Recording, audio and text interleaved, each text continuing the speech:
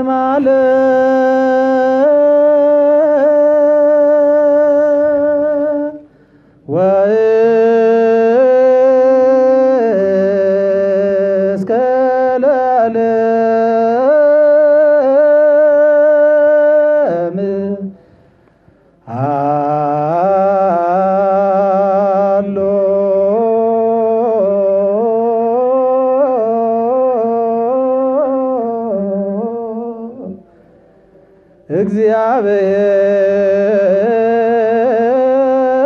እግዚአብሔር በመንግሥቱ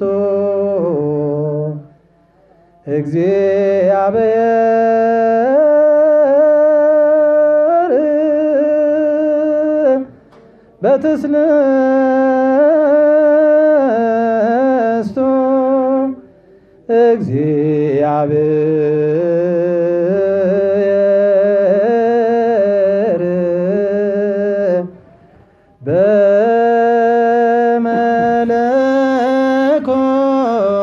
በመለኮቱ waaqayyo addunyaa dursee tureera hanga bara biraattis mootummaa isaatiin jira waaqayyo sadummaa isaatiin jira waaqayyo mootummaa isaatiin jira bakkalchaa fi barii dura guyyaa falkan dura ergamoonni otuu hin uumamin waaqayyo mootummaa isaatiin jira samiiwwan osoo hin diriirin fuulli lafaa osoo hin mul'atin biqiltoonni osoo hin biqilin waaqayyo mootummaa isaatiin jira aduu faddeessa urjiiwwan duras deddeebi'aa ifootan duras waaqayyo mootummaa isaatiin tureera beelladoota socho'an dura simbirroolli balalli'an dura bineensota galaanaa dura waaqayyo mootummaa isaatiin jira addaamiin akka bifa isaa fi fakkeenyaa isaatti otoo hin uumin addaamis abboommii isaa osoo hin diigin dura waaqayyo mootummaa isaatiin jira tureera abbaa ilmaa hafuura qulqulluu galanni ni ta'a har'as yeroo hundumaa bara baraa.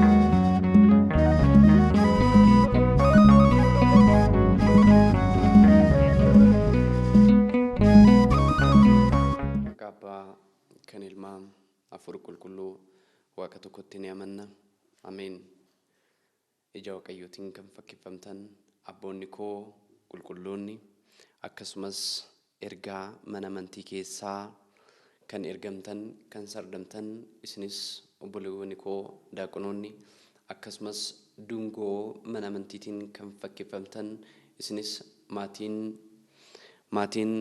mana amantii ortodoks tawaahidoo kan taatan abboonni koo obboleewwan koo haadholiin koo hundumti keessan maqaa gooftaa Yesuus Kiristoosiitiin akkam ooltan akkamiin hamma yoonaa geessan. Ameen. Maqaa isaa waamnee maqaa ishee fannoo jalatti nuuf kennamte ishee mana keenya duwwaa ta'e ishee mana keenya bishaan jedhu san gara wayiniititti nu jijjiirte maqaan ishee maqaan durboo Maariyaam hardhas borus kan jaalatame kan kabajame nuuf haa ta'u. Akkasumas nageenyi ergamtootaa nageenyi qulqullootaa nageenyi wareegamtootaa hunda keenya wajjin haa ta'u. Egaa kan nu barsiisu gooftaa Yesuus Kiristoosidha. Nuti hundi keenya qaama keenyatti fayyadameetoo gooftaan hunduma keenya barsiisaa hardhas hunda keenya kan inni nama hin tuffanne kan inni hundaafuu qixa kan dhaabbate hiyyeessaaf dureessa qabaataa fi dhabaataa gurraachaa fi diimaa gabaabaa fi dheeraa osoo hin jedhin hunda keenyaayyuu qixa kan nu oolchee nu bulchu jireenya gaarii kan nu kennu maqaan isaa ammas burus hamma bara baraa kan jaalatame kan galatoomfame haa ta'u. Egaa akka heeyyama waaqayyootitti guyyaa har'aatiif kan ittiin wajjin barannu gooftaan Yesuus Kiristoos har'a kan nu barsiisu seera uumamaa boqonnaa 27 lakkoofsa 35 irratti jecha akkana jedhu tokkotu jira. Innis eebba kee fudhatee sokkee jira. Eebba kee fudhatee sokkee jira. Jecha kana kan argannu egaa akkuma jalqaba dubbannetti seera uumamaa boqonnaa 25 lakkoofsa 37 irraa kan argamudha. jecha kana kan nu barreesse yookiin immoo seera uumamaa, seera lakkoofsaa, seera keessa ba'uu fi kanneen kana fakkaatan kitaabilee shanuu kan barreesse eenyudha? Abbaa keenya, abbaa jalqabaa, abbaa keenya nama jalqabaa kan ta'e sun eenyudha? Museedha. Egaa Museen kitaabilee kanneen barreessee jira. Kitaabilee armaan dura jiran keessaa kan barreesse eenyudha?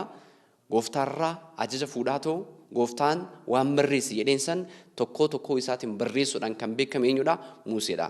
Museen kaa barreeffama isaa yommuu jalqabu dura eenyurraa jalqabaa? Abrahaam jedhee jalqaba. Kana jechuun amma gara barumsa keenyaatti yommuu deebinu yookiin gara barumsa keenyaatti kan nu fiiksisu eenyudha? Abrahaam. Abrahaam akkuma hundi keenya beeknu maalidha? Osoo ilma hin qabaatin, osoo hin deeyne, osoo mucaa tokko illee hin qabaatin waggaa hedduuf ture. Haa ta'u malee Abrahaam dhumarratti mucaa Yisaaq jedhamu tokko argate. Abrahaam Saaraarraa mucaa Yisaaq jedhamu kana eega argate booda Abrahaam mucaan kun mucaa Waaqa fuulduratti, mucaa haadhaa fi abbaa biratti, mucaa nama hunda biratti nama jaalatame ta'ee jira. Eenyu? Yisaaq. Yisaaq jechuun hiikkaan isaa gammachuu jechuudha. Waanni galgalarra dhufee, waanni waggaa 90 booda dhufeetoo waanni mucaa naa kennee jira. Kanaafuu amma achi kiyya gaddaa miti. Kanaafuu maal ta'uu qaba? Kolfa ta'uu qaba yoo jettu Yisaaq jettee maqaa isaa moggaastirti jechuudha. Egaa Yisaaq jechuun gammachuu jechuu eega ta'een booda mucaan kun gamnaan guddate, gammachuudhaan guddate, gaarummaadhaan guddate, maatii biratti nama jaalatamu ta'e. Eenyu Yisaaq? Waan isin ajaa'ibu keessaa Yisaaq abbaa isaa biratti kan jaalatame ta'uu isaarra darbeetoo gooftaan Yesuus Kiristoos Abrahaam maal jedheen? Ilma kee kana isa tokkicha kana naaf kenni jedheen. Anaaf naa kenniitii gaararra ol baasiitii isa Mooriyaan gaara jedhamu isaa irratti ol baasiitii anaaf naa gurra'ii jedheen. Egaa yommuu kana abbaan isaa Abrahaam ilma kiyya ilma tokko mucaa kana galgalarra hin argadhe, mucaa kana amma achi nama biraa hin argadhu, mucaan kun tokko, mucaan kun nama lamaa miti, obboleessa biraa hin qabu, obboleettii biraa hin qabu, akkamitti isa siif gorra'eetoo yookiin isa siif qaleetoo akkamittiin jiraadha osoo hin jedhin kan naa kennite illee si'i ammas gorra'e kanaan jette si'i jedheetoo mucaa kana fuudhee gara gaara saniitti guyyaa 3 gaara san irra ol ba'e. Eenyu Abrahaam? Eenyu Yisaaq fuudhee deeme? Yisaaq mukkeen baadhatee deeme. Mukkeen qofaa miti. Albee yookiin isa billaa jedhamu san baadhatee deeme. Gara gaara sanii irratti ol fudhatee deeme. Maaliif jennaan waan ittiin gorra'amu? Mucaan kun kana hunda hin beeku. Haadaan hidheetoo muka baadhateetoo gara gaara saniitti ol ba'a. As laalaa. Gaara jechuun yeroo hundaa tabba guddaadha. Mana amantiitiin fakkeeffama. Mana amantii yommuu deemnu, mana amantii keessa yommuu seennu qormaatuleen hedduutu nu mudata. Qormaatulee sanniin hunda darbuudhaaf tabba san obsineetoo, mukkeen baadhanneetoo, albee baadhanneetoo, haada baadhanneetoo yommuu ol baane gooftaa argachuu dandeenya. Tabbi mana amantiitiin fakkeeffama. Manni amantii akkanumaan callisnee hin deemnu.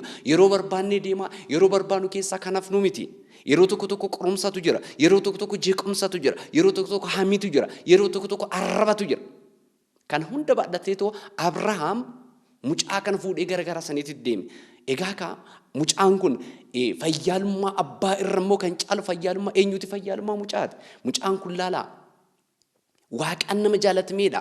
Haadhaaf abbaa isaa biratti kan jaalatameedha. Abbaa koo na hidhiidheen abbaanis hidhuudhaaf ilma koo akkamitti silaalaa oobsaa ija kee ilaalaa oobsuu hin dandeenye. Kanaafuu mii gadi jedhe egaatti jettee jedheetoo yoonni isa gorra'uuf ta'u ergamtoonni Waaqaa hoolaa kunnoo achi jira hoolaa san qali malee mucaa kana hin qalin ajajamuu kee yookiin ati nama Waaqaaf ta'uu taatu kana mirkaneessuudhaaf malee mucaa keetiif miti jedhaniitoo isaaf bikka Yisaaq hoolaa kennaniifii jiru jechuudha. Hoolaa saniin gorra'eetoo dhumarratti gooftaa isaa wajjin araarsa gooftaa isaa wajjin jaalala gooftaa isaarraa kabajaa argateetoo taa'ee jira jechuudha. Eenyu kana hunda raawwate? Abrahaam. Amma kuni barumsa keenyaaf kan ta'u osoo hin taane jalqabarraa kaanee akka laalluufi amma Yisaaq dhumarratti niitii fuudhee guddatee jira kaa gaafsan hin gorra'amne kaa gaafsan hin qalamne kaa gaafsan gaara san irraa eebbaan bu'ee jira kaa dhumarratti innis mucayyoo fuudhuu barbaade. Egaa kan inni fuudhee sun maqaan ishee eenyu jedhamti? Ribqaa jedhamti. Dhumarratti jarri lamaan ijoollee godhachuu barbaadan eenyuu fi eenyu Yisaaqii fi Ribqaan eebbaan kan dhalatan eebbaan kan argaman ijoolleen lamaan kunniin dhumarratti ijoolleen isaan godhatan kun yookiin gadaamessa haadha isaanii keessa kan jiran sunniin ijoolleen lamaa garaa ishee keessatti ulfaa'an yookiin immoo garaa ishee keessatti ijoollee qabachuu jalqabde eenyu Ribqaan yommuu kana kaa ijoolleen kun wal jeequu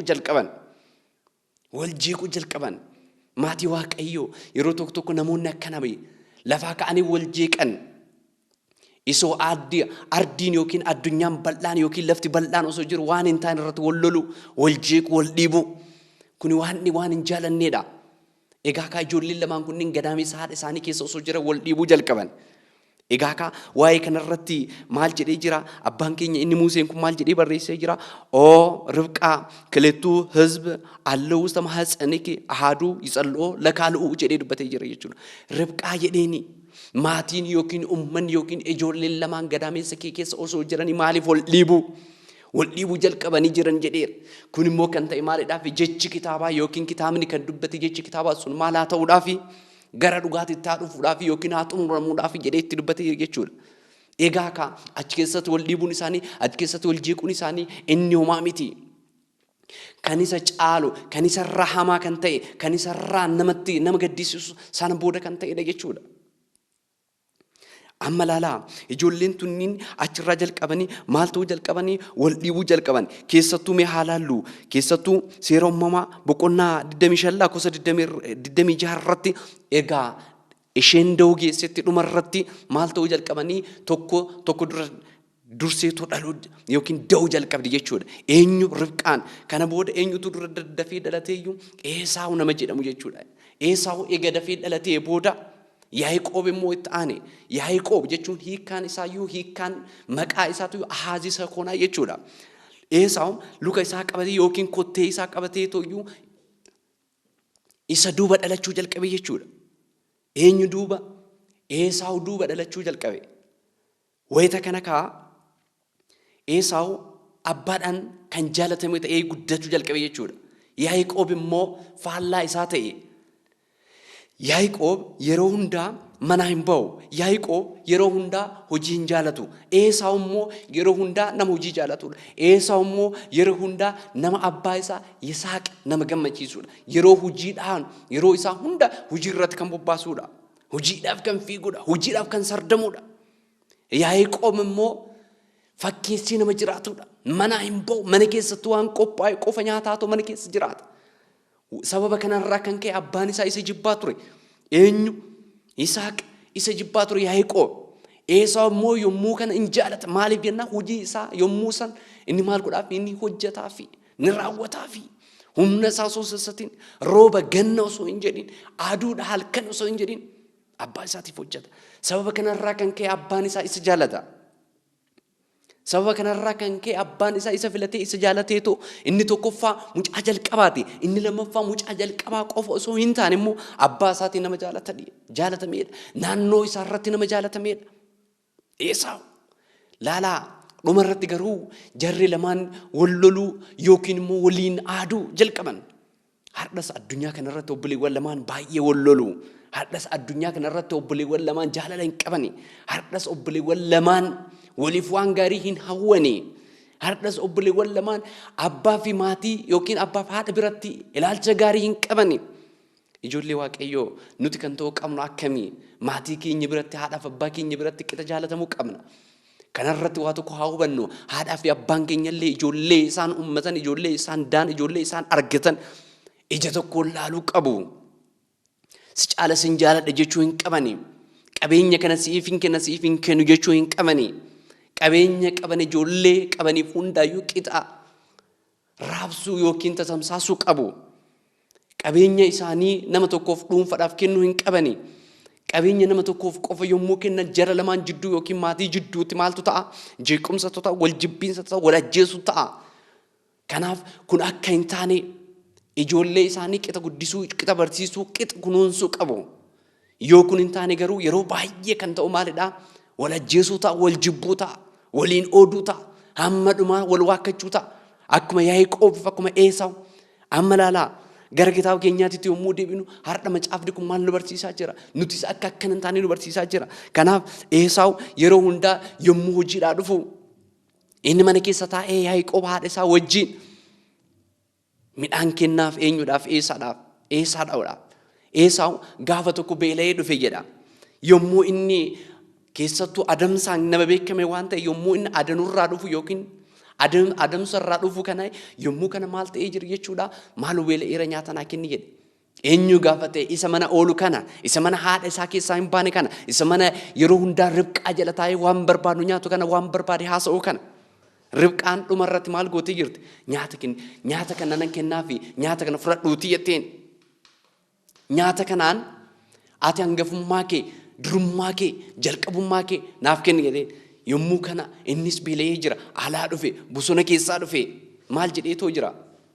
Tolee rakkoon hin jiru siifan kennaa jedheen. Kenneef innis isa ittoo yookiin waxii isa misira kanaa maal godhee jira jechuudha. Hangafummaa isaa, badhaasummaa isaa, kabajaa isaa, kennama isaa kana maal godhee jira jechuudha. Isaan geeddarii jira jechuudha. Maaliif beela'ee jira kaa? Jecha kanarratti wanta tokkotu jira. Maal jedhu abboonni keenya yommuu dubbatanii minna Rahaaab Yeheeyyis Kuinaat jedhu. Kana jechuun maal jechuudha? Waraana wayya beelumanna. Waraanni yeroo tokko nama ajjeesa. Beeluun barabaraan nama ajjeesa. Yeroo yerootti nama ajjeesa. Guyyaa guyyaatti nama ajjeesa. Kanaafuu mucaan kun beela'ee jennaan. Kanaaf maal jedhe? Hangafummaa koo fudhadhuuti. An beeluudhaan du'uu manna. Ati fudhadhuuti. Anaaf maal naa kenni? Isa ati hojjette iddoo misiraa kana naa kenni jedheetu akkasitti jalqabni yookiin jeequmsi kan jalqabame achirratti jechuudha. Addunyaa kanarratti wal ajjeesuun kan dhufe obboleewwan irraa kan ka'e. Abeeliif Qaayil yommuu laallu isaan illee maaddaa sababa wal fakkaataa kanarraa kan ka'edha. Isaan wal ajjeesuun kan dhufan. Esaawuf Yaaqoobin irree asirratti wal jeequu jalqaban. Haati ilma tokkicha qofa jaalatuu ishee, abbaan ilma tokkicha qofa jaalatuun isaa. Jarri lamaan qixa jaalachuu dhabuun isaanii, qabeenya isaan qaban qixa qooduu dhabuun isaanii, jara jidduu lamaanitti maal godhee jira? Jeequmsa fidee jira jechuudha. Kanaaf amma Yaaqoob obboleessi isaa baay'ee isatti aaree jira. Baay'ee isa ajjeesuuf isa barbaada. Maaliif jennaan Esaawu abbaan isaa amma jaariirri jedhe. An dulloomee jira. Du'uuf hin ta'a. Gara Waaqaa deemuuf hin ta'a. Boqachuuf hin ta'a. Osoo boqonnaan kiyya osoo guyyaan ani itti waamame kun hin gahin kootu sin eebbisaa. Kanaafuu nyaata an jaaladhu san yookiin immoo akka ani jaaladhu maal akka jaaladhu ati hin beekta. Eenyudhaan jedha Esaawun jedhaa jira. Deemiitii bosona keessa deemiitii adamsiitii naaf fidi kootu bushaayee jedheen. Bushaayee hin jaalata waan ta'eef eenyu Yisaaq. Bushaayee deemiitii adamsiitii naaf fidi kootu jedheen. Sana booda Esaawu tole jedheetoo gara bosona isaa keessatti akkuma baratetti deeme. Maaliif inni nama adanuudhaan nama beekamu jechuudha. Adamsaan nama guddate jechuudha. Sana booda dhumarratti deeme. Eenyu Esaawu deemeetoo yommuu abbaa isaa wajjin haasa'ee dhumarratti inni gara bosonaa yommuu deemu haati mana keessa dhaabbattee dhaggeeffatti. Haadholiin tokko tokko akkana. Kana wayya abboleen tokko tokkos akkana. Mucaa kana naa wayya. Waan mucaan tokko icciitii inni itti icciitii nama biraatitti hima. Obboleessi tokko tokkos akkana. Inni dhuunfaadhaan ati keessa gaabbisiini wanti ati dubbataa jirtu wanti ati jette kun gaarii miti. Jedhee yoo inni obboleessi isaa biraa gorse inni immoo fuudhee obboleettiitti hima. Inni bee akka inni muunfii miti ka itti hime. Inni bee akka inni oduu garanaaf garana deddeebisuu miti ka itti hime. Inni bee akka keessa gaabbii keessa akka seenuuf hibe. Inni bee kan raawwatte kun gaarii miti waan jedheef hibe. Inni bee hojii ati hojjette kun gaarii miti jedhee yommuu itti himu kanaaf. Inni bee dhumarratti isaan akka obboleewwan lamaan wal lolan yookiin akka obboleewwan wal lolaniif miti ka itti hime. Inni kan itti hime akka jarri nageenya uumaniif akka nageenyi dhufuuf akka nageenyi boqatuuf. Garuu tokko maal godhu wanneen akkanaa hin jaalatu dhugaa dubbachuu manna isaaniif kan dursu maalidha soba. Isaaniif yeroo hundaa dhugaa manna dhugaa ta'ee itti mul'atu eenyudha soba. Sobni immoo yeroo muraasaaf waan bareedduu fakkaata garuu dhumni ishee gaarii miti. Sobni immoo jiruu hin qabdu jiruun ishee hamma dhugaan itti dhufutti. Dhugaan immoo yeroo hundaa hin qal'atti hin dhiphatti garuu isheen cituu hin dandeessu. Dhugaadhaan jiraatti. Kanaaf haati isaa kana dhageessee maal jettee jirta? Abbaa fi ilmi waan isaan haasaan dhageen jira. Kanaaf inni isa mucaa tokkoffaa kana yookiin immoo isa kan Esaawu fudhachuu malu kana ati fudhachuu qabda jetteen eenyudhaan Yaaqoobidhaan ati fudhachuu qabdaa. Kanaafuyyuu ati deemiti re'oolii lamaan naaf fidi kootu yookiin jara qalleetu osoo Eesaawu inni bosona keessaa hin dhufin dhumarratti maal goona? Isaaf qalleetoo abbaa keetiif kennina. Sana booda innis maal godha jedhee jira. Ni eebbisa yookiin immoo isa hangafummaa isaa kana sii kenna jedheen. Isheen kaa yommuu kana maal goote daddafi fidi jetteen re'ootii lama fidee dhufeetoo re'ootii lamaan kanneen maal godhee jira? Gorra'ee yookiin qaleetoo jira. Sana booda harki Eesaawu yeroo hundaa maal qabaa ture? Qaama isaarraa maal qabaa ture? Rifeensa qabaa ture. Rifeensa qabaa ture. Rifeensa kanaan yoo abbaan koo na beeke hoo jedhee jennaan lakki rifeensa kana ani dhiigaan dibeetoo harka keetii irratti hin dibaa. Harka keetii irratti eega dibee booda immoo homaa miti inni sin beeku sagaleen koo hoo jennaan sagalee kee immoo isa fakkeessisuudhaaf ni yaalta jedheen. Haadhatu jedhaan yeroo tokko laala gorsi tokko badaadha. Gorsi tokko nama miidha. Gorsi tokko nama ajjeechisiisa. Kanaaf maal jedhanii jira? Keessattuu abbaan keenya faaruudhaan kan beekamu Daawit maal jedhee dubbatee jira? Qulqullichi Daawit ምክርሰ ይሄይስ ለኩሉ ለዘይገብራ ለሲሄት መኑ ይሌቧ jedhee dubbatee jira jechuudha. Yeroo tokko gorsa namaa fudhachuun gaariidha. Haa ta'u gorsi tokko immoo nama miidha. Amma laala gorsi ishiin gorsite kun gaarii miti. Gorsi ishiin gorsite kun badaadha. Gorsi ishiin gorsite kun faallaadha. Gorsi ishiin gorsite kun ilma tokko kan miidhuudha. Ilma tokkoof illee kan hin fayyadneedha. Laala Yaaqoob kana hunda raawwate abbaa isaatiif akka inni barbaadutti nyaata inni mi'eessee bareechisee dhiyeesseef eenyuudhaaf? Yisaaqiidhaaf. Eenyutu dhiyeesse? Kana isheen dhiyeessite kana akka inni ofii isaatii dhiyeessetti akka inni bosona keessaa fidee dhufeetitti inni ofii isaatiin ani eessadha jedheetoo nyaata kana qopheessee dhumarratti maal godhee jira? Abbaa isaatiif kenne. Abbaan isaas yeroo kana maal godhee jira? Yosoo nyaataa jiru harka kee fidi jedheeni. Harka kee fidi jedheeni yommuu harka isaa ilaalu harki isaa rifeensa qaba. Sagaleen kee kan Yaaqoob fakkaata. Qaamni keetii fi uffanni ati uffatte kun immooyyuu kan Esaawu fakkaata. Maalidha wanti kun jedhee dubbate? Gaafateeni lakkii ani Esaadhaa akkan maal akkasitti fakkaate silaati jaarteef malee ani sumaa jedhee itti himee jira jechuudha. Gowwoomseetoo sana booda eebba isa jalqabaa yookiin immoo isa mucaa hangafummaa san fudhatee jira. Bikka Esaawu fudhatee jira. Esaawu yoo achii dhufu inni qalee gorra'eetoo yommuu dhufu inni mucaa isaa jalqaba eebbisee jira. Yommuu kana Esaawu booyee gaddee abbaa koo akkamitti ani hangafummaa kiyya ilma mucaa kaaniif kennita yookiin Yaaqoobiif akkamitti kennita? Ani umrii kee guutuu siif tajaajilaa turre ati maaliif akkana goote jedheetoo abbaa isaa wajjin mormii jalqabe. Abbaan isaas gaddee ilma isaanitti gaddan Yaaqoobitti gaddan Esaawus ilma kanatti gaddee armaan dura akkanatti waxii misiraatiin yookiin ittoo misiraatiin hangafummaa kee fudhatee hardhas immoo akkanatti abbaa kee dura deemeetoo hangafummaa kee fudhatee kanaaf mucaa kana hin dhiisu jedhe. Nan ajjeesa jedhe. Ajjeechaatti ka'e. Laalaa yeroo tokko maatiin tokko dogongorri isaan uuman ilma kana wayya santu wayya yookiin qabeenya nama tokko kennaa nama tokko dhoowwatuun miidhaa guddaa qaba. Maatii biratti homaa miti ta'a. Ijoollee biratti garuu waan guddaa ta'a. Laala waan tokko qabaa ture inni nagaa hin jenne inni waan dhuu jaallatee isa lammaffaa akka dhalatu isa godhee jira Yaaqoob. Inni garuu hin jaalanne hin barbaanne. Inni karaa gabaabaadhaan deemee inni karaa dhiyoodhaan deemee maaltu barbaade? Dureessa ta'uu barbaade. Waaqa fuulduratti beekamaa ta'uu barbaade. Dhumarratti garuu mucaan kun waaqaan hin jaalatamne. Dhumarratti garuu jarri lamaan wal lolan. Sana booda Esaawu mucaa kana biyyaa baasuu jalqabe. Innis gara Sooriyaa deeme. Eessuma isaa bira deeme. Eessumni isaa maqaan isaa Laabaa jedhama.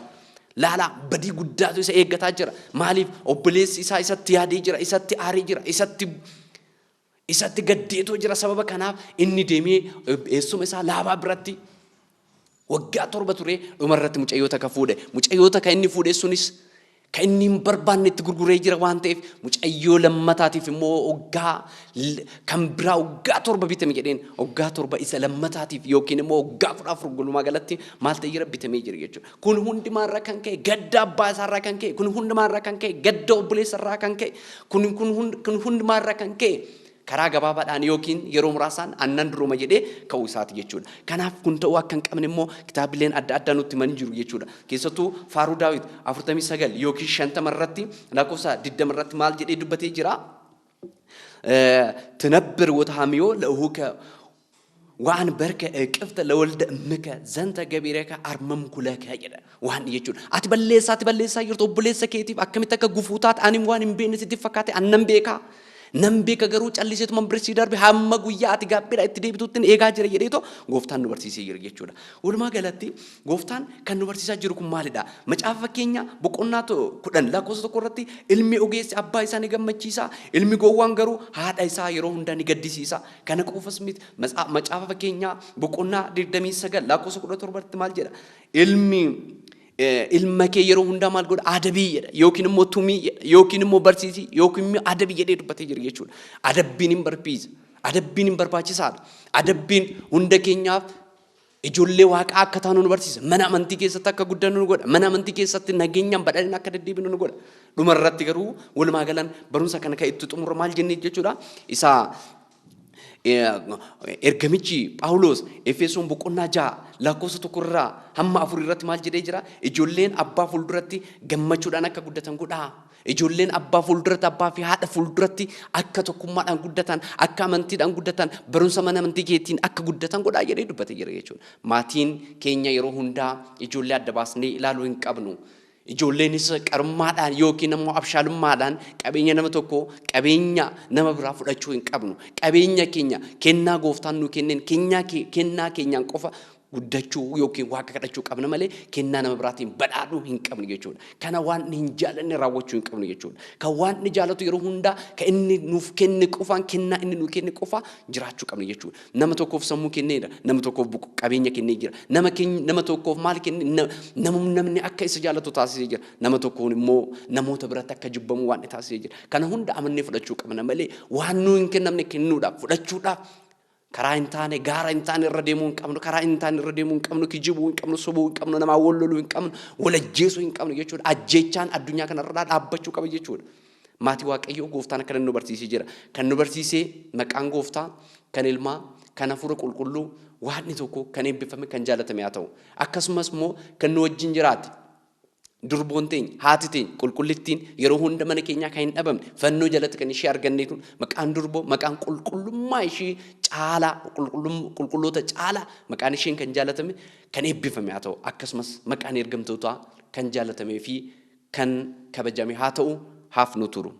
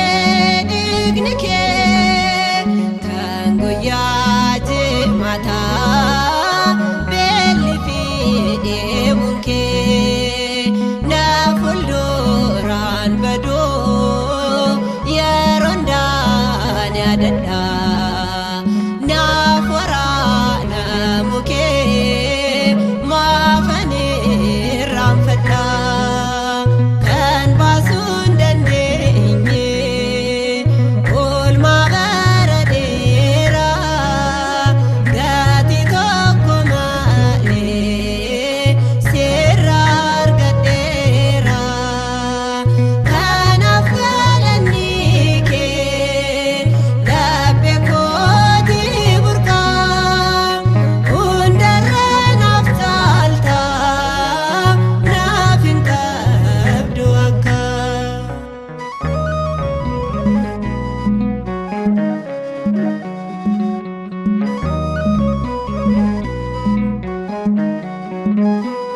Nyaataaf dhugaatii koo maaddii koo ni ranne ansitti amanee eebaan hin bir'anne waan hundumaa qaba si qofaa qabadhe waraana diinichaa loladduun mo'adhe kan baasuu hin dandeenye oolmaa bara dheeraa gatii tokko malee seerra argadheera kanaaf galanni kee laphee kootii burqaa hundarra naaf caalta naaf hin qabdu akka.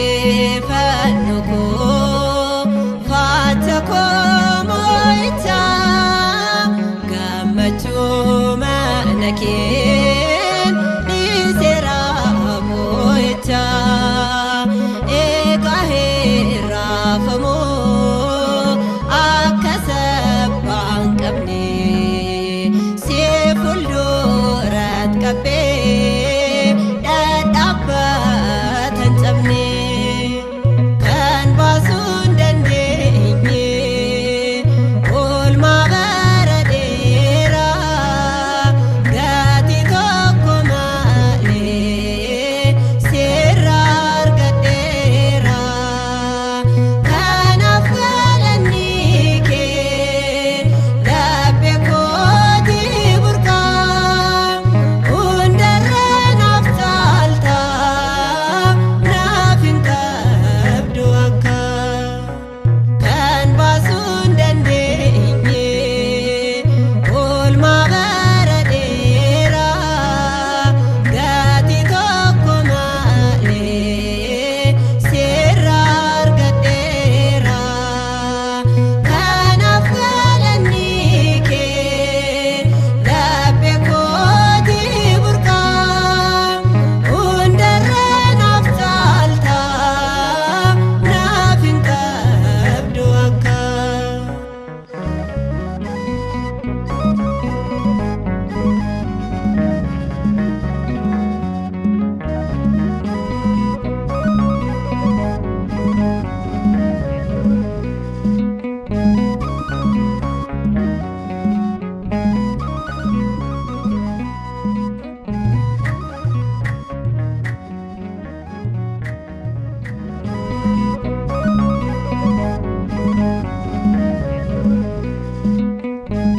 Maqaa Abbaa kan Ilmaa Hafuura Qulqulluu Waaqa tokkoo Ameen. Jiraataa bara baraa kan ta'e Waaqni Israa'el addunyaa kan hundumasaa sagalee isaatiin kan boce Waaqni Israa'el maqaan isaa lafa irraa hanga Ariyaam teessoo isaatti kan ulfaateef kan galatoomee nuuf haa ta'u. Akkasumas araarsummaan haadha keenyaa durbee Maariyaam maqaan ishee yeroo hundumaa sagalee isheetiin kadhannaa isheetiin kan nu gulgitu fuula Waaqayyoo kan nuuf dhaabattu durboo Maariyaamiifis galanni haa ta'u. Lakkoobsi isaanii kumaaf kitilaan baay'atee kuma Waaqayyoon kan tajaajilan ergamoota waaqayyootiifis galanni haa ta'u. Akkam yoo nageessanii nagaan waaqayyoo bakka jirtanitti mana keessanittis bakka hojii keessanittis isiniif haa ta'u jecha. Egaa guyyaa irraa kan jalqabnu kutaa tokkoffaa dubbii Kiristoos ta'a jechuudha. Egaa yookiinis immoo akkuma ibsame waa'ee dubbii Kiristoos kutaa jalqabaa kana irraa kaasnee hanga kutaa dhumaatti kan waliin ilaallu dubbii sagalee waaqayyoo keessoo keenyatti baay'ate gaabbii akka ittiin galluuf bara keenya keessattis shakkitoonni waa'ee dubbii Kiristoos gubbaa irratti maal akka kaasan akkasumas immoo waa'een dubbii Kiristoos waa'een fayyisummaa Yesuus Kiristoos waa'een murteessummaa ilma waaqayyoo tokkichaa ilma Maariyaam Yesuus Kiristoos warra isaaniif hin galleefis kallattiidhumaan deemsa qo'annaa kitaaba keenyaa keessatti dubbisaa yookiinis immoo barnoota keenya keessatti kan waliin ilaalaa deemnu ta'a jechuudha. Waaqayyoo hunduma keenyaa wajjin haa ta'u. Egaa kutaa tokkoffaa kana irratti waa'ee dubbii Yesuus Kiristoos waliin ilaaluu keenyaan duratti Yesuus Kiristoos eenyuun akka ta'e waliin ilaalla. Akkuma kitaaboleen manneen amantaa yookiinis immoo barnoonni amantaa ibsanitti addunyaa kanaaf gaaga'ama kan ta'e addunyaa kanaaf sammuu isaanii keessatti waa'een fayyisummaa Yesuus Kiristoos akkamitti nama ta'e nama irraa dhalate akkamittis waaqayyoon ta'e akkasumas immoo cubbuu keenya nuuf baatee fannoo gubbaarra haala kamiin akka inni oolee fi addunyaa kana haala kamiin bilisa akka inni baasee waliin ilaalla jechuudha. Gooftaan hunduma keenya wajjin haa ta'u. Egaa barnoota keenya irraa keessatti kan waliin ilaallu Yesuus Kiristoos eenyudha? Isinoo Yesuus Kiristoosin eenyuun jettu laata?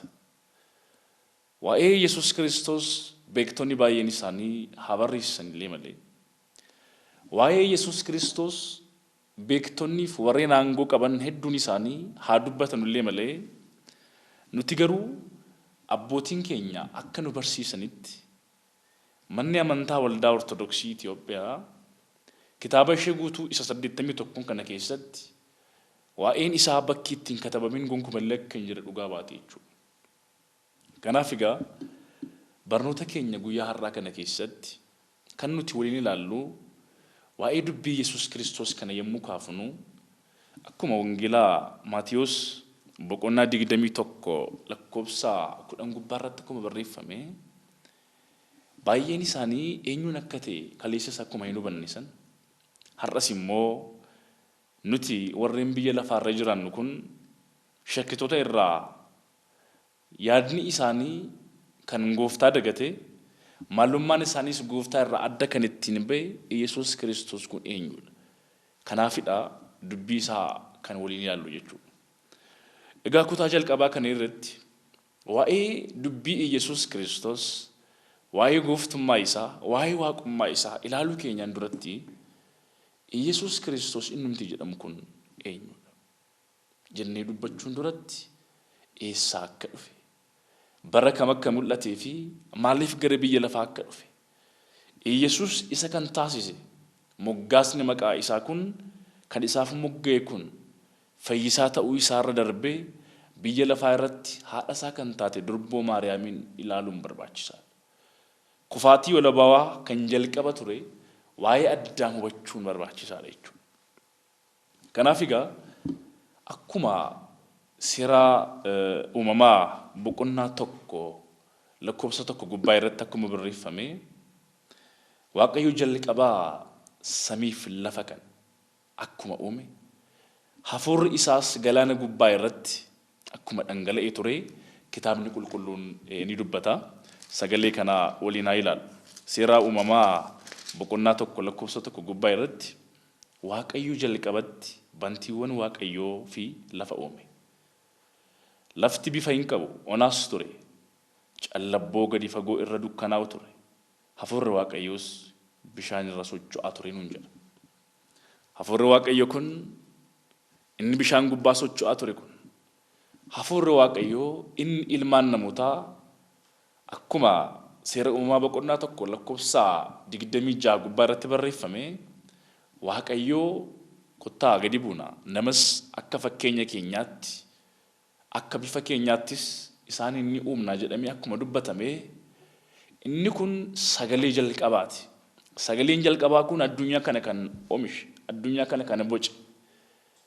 Waa'een humna Waaqayyoof, waa'een aangoo Waaqayyoo addunyaa irratti kan mul'ate keessa summii laphee namootaa keessa ture kan barbadeesse magaalaa Baabiloon gubbaa irrattis warreen Waaqayyootti hin amanne tokkummaaf sadummaan Waaqayyoo warra isaaniif hin galle sanatti Waaqayyoo akka sagalee isaatiin mul'atuuf akkasumas immoo inni kaleessa sagalee isaatiin Addaamiin inni boce inni Addaamiin uume sun kaleessa teessoo kabajaarra kan ture nama Waaqayyoo kan ta'e akka bifaaf fakkeenya Waaqayyootti isa uumame Addaamiin erga balleessaa guddaa hojjeteen booda Waaqayyoof wanta ta'uu hin dandeenye wanta Waaqayyoon keessoo isaatti hafuura qulqulluun waamuu hin dandeenye Addaam raawwate. Seexannis bofa keessa dhokachuudhaan Addaamiin dogoggorse. Dogoggorri Addaam teessoo kabajaarraa isa buuse. Har'a baay'een keenya barnoota dhabuu irraan kan ka'e dubbisuu dadhabuu irraan kan ka'e bakka hamii kan oollu baay'ee keenyatu jira. Waaqayyo garuu iddoo qulqullaaf iddoo kabajaa sana gubbaa irratti Addaamiin yommuu kaa'etti Addaam yaadi isaa Waaqayyoon gubbaa irratti maxxannaa'uu hin dandeenye saba Waaqayyo. Kanaaf nutis guyyaa irraa kanatti dubbiin Kiristoos akka nuuf galuuf nama jalqabaa kan ta'e Addaamiin hubachuun barbaachisa. Dogoggora Addaam hojjete hin beeknu yoo ta'e kaffaltiin yookiin beenyaan Addaamiif kaffalame dhiiga waan ta'uuf dhiigas waan ta'eef dursinee isa sana erga hubannee booda waa'ee dubbii Yesuus Kiristoos beekuu kan dandeenyu jechuudha. Kanaaf nama jalqabaa kan ta'e kun Addaam haadha warraa isaa Hewaan faana erga wanta Waaqayyoof hin mijanne kana dalaganii boodatti teessoo kabajaa isaanii irraa kaataakombii yookiinis immoo bakka cubbuu, bakka gidiraa, bakka dukkanaatti gadi darbataman. Har'a sababa dubbii afaan keenya keessaa bahuun har'a sagalee namoota araarsuu hin dandeenye waan dubbannuuf mana keenya keessatti haati warraaf abbaan warraa yookiinis illee haatiif abbaan dogoggora hojjetaniin irra daddarbuu waan hin dandeenyeef baay'een keenya teessoo tokkummaa keenya diigaa jirra. Kanaaf teessoo isaa kabajaa irraa Addaam gadi ari'ame yommuu inni gadi ari'amu garuu dubbiin Kiristoos akka mul'atuuf sagaleen Kiristoos akka mul'atuuf dubbiin waaqummaa isaas addunyaa gubbaa irratti akka beekamuuf fayyisuu Yesuus Kiristoos addunyaan akka beekuuf Waaqayyo karaa tokkicha ilma isaa karaa Masiichaa karaa Yesuus Kiristoosiin fayyina Addaamiin jaalala Addaamiin bakkatti deebisuuf sagaleen abbaa irraa ba'ee jedha. Sagaleen kun eenyuun akka ta'e waliin ilaalla. Kanaaf egaa kakuu haaraa keenya bannee yommuu ilaallu wangeela Yohaannis boqonnaa 1 lakkoofsa 1 gubbaa irratti sagalee guddaatu jira. Sagaleen kunis akkas jedha. Wangeela gooftaa keenya Yesuus Kiristoos isa qulqulluun Yohaannis caafe boqonnaa 1 lakkoofsa 1 gubbaa irratti waa'ee sagalicha isa foon uffatee waa'ee dubbii Kiristoos sana isa ibsu ilaalla jechuudha. Kanaaf lakkoofsa 1 boqonnaa 1 gubbaa irratti akkas jedha. Sagalichi jalqaba waan hunduma dura ture jedha. Sagalichi Waaqayyoon bira ture. Sagalichi ofii isaa Waaqayyoon ture. Inni kun jalqabumaa jalqabee Waaqayyoon bira ture. Wanti hundinuus isaanuma ta'e. Waan ta'e keessaas isa malee kan ta'e tokko illee hin jiru. Jireenyi isaa isa keessa ture. Jireenyis bifa namootaa ture. Ifichi dukkana keessatti in ibsa. Dukkanichi immoo isa bira ga'uu hin danda'u jedha. Galanni maqaa isaaf haa ta'u.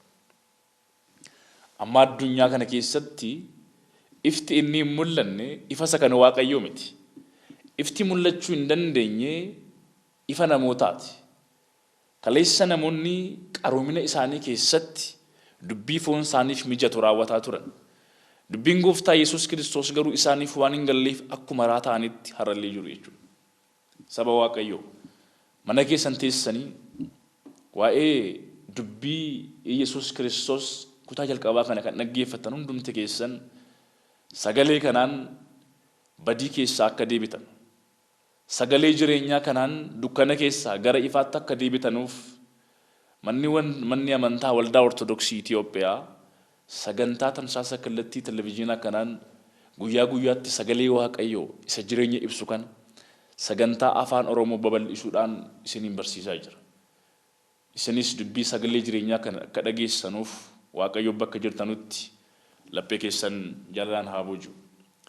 Egaa sagalichi inni jalqaba ture kun inni abbaa irraa fottoqe, abbaa irraa gadi qaama sadii keessaa qaamni inni tokko ilmi gara biyya lafaa akka dhufuuf eeyyama abbaa ta'e, eeyyama ilmaas ta'e, eeyyama hafuura qulqulluus ta'e.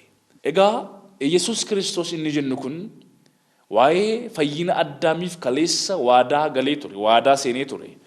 Akkuma faaruu Daawit boqonnaa 88 lakkoofsa 3 gubbaa irratti akkuma dubbatame sagalee dinqii tokkotu jira. Inni warra jaallate faana kakuu galee jedha. Warra kabaje faana kakuu galee. Warra gara isaatti akka deebi'an barbaadu faana kakuu waan galeef kakuun ilma Waaqayyoo Yesuus Kiristoos addunyaaf seene kun sagalichi inni barootaan duratti ture abbaaf ilma hafuura qulqulluu tokkummaa isaatiin Sillaasee kan jennu gara addunyaatti inni dhufe kun Yesuus Kiristoos jedhama. Kanaafidha dubbii Yesuus Kiristoos kana bal'inaan kutaa hedduu kan of keessaa qabu waa'ee isaa barachuun, waa'ee isaa dubbachuun kan nu barbaachiseef. Kanaaf egaa dubbii isaa kana keessatti nama jalqabaa kan ta'e Addaam balleesse kan irraa akka deebi'uuf jireenyi inni Waaqayyoon biraa argataa ture, eebbi ga'een hireen inni abbaa isaa biraa argataa ture sun amma dukkanaan takaalamee biyya lafaa keessatti kufee waan jiruuf Waaqayyo isa laalee gonkumaa dhiisuu hin dandeenye. Kana booda akkuma Phaawulos ergaa isaa gara warra Galaatiyaa boqonnaa 4 lakkoofsa 4 gubbaa irratti dubbatee akkas jedhee barreeffameera. Xumurri barichaa yommuu ga'etti Waaqayyo ilma isaa tokkicha dubartiirraa isa dhalatu, seeraa gadittis isa dhalatu tokkicha ilma isaa Yesuus Kiristoosiin gara biyya lafaatti ergee jedha. Galanni maqaa isaaf haa ta'u. Dhufaatiin Yesuus Kiristoos gara biyya lafaa kun dubbii isaa akka calaqqisiisuuf ergamuun ergaa abbaa isaa fudhate fayyina namootaa ta'uu inni dhufe kun Yesuus Kiristoos masichi addunyaa kana gubbaa irratti foonni Addaam, dhiigni Addaam, dafqi Addaam akkasumatti bilisaan biyya lafaa gubbaa irratti cubbuun haguugamee akka hin hafneef Yesuus Kiristoos fayyina isaa itti mul'isuun barbaachisaadha. Har'as baay'een keenya fayyina gooftaa keenya Yesuus Kiristoosiin kan argachuu dandeenyu sagalee abbummaa isaa yoo dhageenye qofaadha. Sagalee abbaa isaanii ijoolleen yommuu dhaga'anitti, dubbii fayyina abbaa isaanii ijoolleen yommuu dhaga'anitti sagalee abbaa jedhu of keessaa baasu. Sagaleen abbummaa kun ilmaan keessaa ijoollee keessaa yommuu gadi ba'utti abbaanis sagalee ilmaan isaanii dhaga'a jedhu. Sagalee ilmaansaa abbaan inni dhaga'u kun fayyinaan ogummaadhaan ijoollee isaa gara isaatti waammata. Kanaaf waa'ee dubbii Yesuus Kiristoos kana yommuu ilaallutti ilmi Waaqayyoo tokkichi Yesuus Kiristoos gara ilma isaa gara Addaamitti yommuu dhufetti dhiifama araaraan Addaam keessa abdii tureen kaleessa waadaa isaaf seenameen gara ilma isaa dhufe Waaqayyo. Abbaan gara ilma isaa yommuu dhufutti akkasumatti callisee miti kan dhufu. Kanneen hundumaa qabateetu gara isaatti dhufe jechuudha. Kanaaf dhagaa amma dubbiin Yesuus Kiristoos kun hanga fannoo gubbaa irratti mul'atutti kutaa itti aanutti waan ilaalluu fi Addaam isa dhokatee jiru kana gara ifaatti akkamitti baasa laata? Dubbiin isaas akkamitti katabama laata? Wangeelaawota yookiin barsiisotni wal fakkaatoon akka barnoota amantaa keessatti abbootiin keenya nu barsiisanitti sinoptics warreen jedhaman warreen lallaba wal fakkaataa lallaban lallaba biyya lafaa warri lallaban ilmi waaqayyoo akkamitti akka nama ta'e dubbii isaa kan barreessan Maatiyos, Maarqoosii fi Luqaas dubbii guddaa kana dubbii Yesuus Kiristoos jechuun nuuf katabaniiru. Isaan keessaa adda kan ta'e barsiisaa wangeelaawicha samii kan jedhamu Yohaannis waa'ee isaa kana gaa waa'ee samii waan barreesseef jalqaba sagaleetu ture sagalee jedhu barreesse jechuudha. Arraa Addaamiin bilisa baasuuf kan dhufe sagalicha. Foon isaa cubbuun maxxannaa'ee baroota hedduuf jiru kan gara nageenyaattiif gara fayyummaatti fiduuf kan dhufe sagalee kana jechuudha. Abbaarraa adda ba'ee kan dhufe garuu abbaa keessa kan jiru amalli waaqummaa isaa foon waan uffateef kan isarraa hin godaanne tokkichi ilma waaqayyoo kun xumura barichaa irratti gara biyya lafaa dhufe. Biyya lafaa keessa yommuu dhufe kanatti Addaam teessoo kabajaa irra taa'ee miti kan argame. Bakka kaleessa isaaf qophaa'e sana dagatee waan dhufeef har'a garuu Yesuus Kiristoos gidiraa isaa rakkoo isaa wanta isarraa ga'e hunduma isaa hirmaachuuf otoo hin taane ofitti fudhachuuf gara biyya lafaa dhufe. Kana booda inni Yesuus Kiristoos fayyisaa addunyaa jedhamee kitaaba gubbaa irratti isaaf barreessame kun dubbiin isaa jaalalaan eegale. Jaalalli inni ilma isaaf qabu tokkicha ilma isaaf qabu kun hoolota badan keessaa barbaachaaf inni dhufe kun yommuu gara biyya lafaa irratti foon Maariyaam yookiinis immoo foon ilma namaa foon Addaamiin uffatee gara biyya lafaatti yommuu dhufe keessatti calqabumaa kaasee yommuu ilaallu gidiraa Addaam keessa ture ofitti fudhate. Kana booda addunyaan kun garuu jireenyaan gammachuuf badhaadhinaan gooftaa hin simanne. Sababni isaas holicha bade barbaacha kan dhufe ilmi waaqayyoo Yesuus Kiristoos Addaamiin dukkana keessaa gara bilisummaatti wallaalummaa keessaa gara qaroominaatti akka inni ba'uuf dubbiin inni sagalee isaatiin kaleessa isaaf waadaa seene sun har'a addunyaa gubbaa irratti akka mul'atuuf ilmi waaqayyoo Yesuus Kiristoos sagalee isaatiin Addaamiin barbaade. Sagaleen kun immoo sagalee fayyinaati. Har'as warreen sagalee fayyinaa kana dhaga'anii dubbii Yesuus Kiristoos beekuu warreen hin dandeenye hedduun isaanii akkuma gaaga'amanitti jiru. Gaafa Yesuus Kiristoos ija fayyina isaatiin addunyaa kana ilaalu Addaam sodaa keessaa bilisa ba'e galanni maqaa isaaf haa ta'u. Kanaaf egaa sagaleen inni kaleessa ture kun sagaleen waaqummaa sagaleen fayyinaa sagaleen jireenyaa kun gara biyya lafaa foon namaa uffatee gara biyya lafaatti dhufuun isaa dubbiin waaqummaa isaa haala kamiin foon uffatee gara biyya lafaa gubbaa irratti akka inni mul'ate beekama. Kanaaf har'a jireenya keenya keessatti maalummaa keenya hunduma isaa keessatti Yesuus Kiristoos yoo nun dhuunfanne ta'e sagaleen isaa yoo nun boojine ta'e jaalalli isaa yoo nuun hin waamne ta'e gidiraan addunyaa akkuma itti fufetti jira. Rakkoon addunyaa akkuma itti fufetti jiraata saba waaqayyoo. Inni kun akka itti hin fufneef kaleessa gidiraan ture kaleessa qabsoo hadhaawaan ture Addaamiif bilisa baasuuf mootonni dhamaan hin turre. Har'a garuu fayyinni ilma waaqayyoo Yesuus Kiristoos dubbii sagalee isaa keessatti dubbii Yesuus Kiristoos yookiinis immoo wanta gochaa inni raawwate kun addunyaaf akka ifa ba'uuf Addaamiin bilisa ba'uun dirqama ta'a. Kana malee dubbii Kiristoos barreessuu hin danda'amu. Kana malee dubbiif lallabni hazawaan faaruun tajaajilli itti fufuu hin danda'u. Dursinee waa'ee gooftaa beekuun barbaachisaa waan ta'eef. Kanaaf egaa silaa akkuma isinii kaasetti Yesuus Kiristoos waaqadha. Waaqummaa isaa otoo hin gadhiisin foon namaa uffatee gara biyya lafaa dhufuun isaa dubbii fayyinaa nu barsiisuufi. Ilmi namaa akkamitti fayyuu akka danda'u, gidiraa keessaa ba'uu akkamitti akka danda'u, beenyaa isaaf kaffalame akka beekuuf ilma isaa barbaachaa gara biyya lafaa dhufe. Kana booda dukamoota isaas magaalaa gara garaa irraa qomoo garagaraa keessaa walitti sassaabee warra qomoo Gaad keessa jiran, warra qomoo Yiftaalem keessa jiran, warra qomoo Yihudaa ta'an, warra qomoo Zaabiloon keessa jiran iddoo garagaraa keessaa sassaabee dubbii fayyinaa kan akka isaan barreessan, dubbii Kiristoos kan akka isaan dubbatanuuf, wangeelaan akka isaan haasa'anuuf isaaniif hafuura qulqulluu isaaniif kenna. Inni abbaa irraa adda ba'ee dhufe kun Yesuus Kiristoos sagalee isaa warreen mana isaanii keessa ta'anii dubbii kana dubbatan duuka bu'oonni Waaqayyoos isa faana deemanii sagalee jireenyaa kan akka dubbatanuuf hafuura qulqulluun isaan golgee jedha. Meeqaan keenyatu hafuura qulqulluutti amana laata? Meeqaan keenyatu waa'een hafuura qulqulluu nuuf galee laata?